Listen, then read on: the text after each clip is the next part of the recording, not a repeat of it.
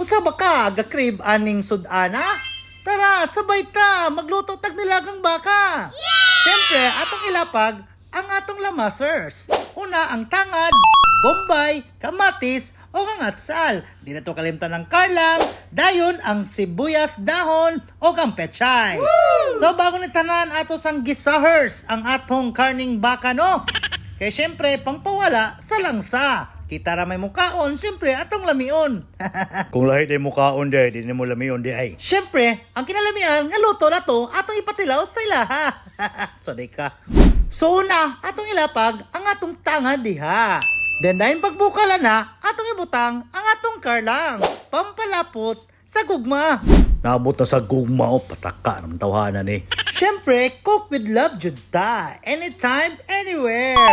Love, love, love. So ato naman nabutang atong lamasers diya sa kinabuhi. Naanasad o. Muraranik pagsulay. Murag kani atong giluto ron na yung mga lamas o trials sa atong kinabuhi. Lisod pod no. Siyempre, ato lang pangwaksibo para mangawala ang mga bad spirits. Nakuyapan, unsa ni loto ni or drama. Siyempre, para mahawa ang imong una-una o kasing-kasing diha. Binuang rabitaw, siyempre, para mutinaw o mahinlo ng atong sabaw. Para presentable o ganahan ang makakaon. Siyempre, atong butangan o pampalasan diha. Kay dili sa tanang panahon, parat og pait ang imong kinabuhi. Makatilaw ratag, mayong timplada pagabot sa panahon.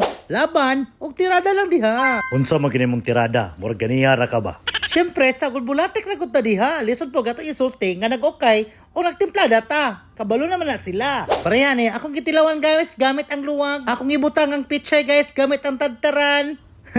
Di ba, ganahan ka? Bitaw, may point pug ka. So, ayaw nagtingog diha. Paminawa og tanawa na lang ni ang akong video. So, ato nang ibutang ang atong pichay diha. Kay murag gusla naman, sige tagyoyo diri Then isunod na to ang atong sibuyas dahon. Pag makadungog na ta na, magdali-dali na ta, ato na yung tilawan. Kaya nagyaw-yaw na ang atong commander. Da, tagam. So di na to kalimtan, magpasalamat before ta mukaon. So manihapon sa ta, tara!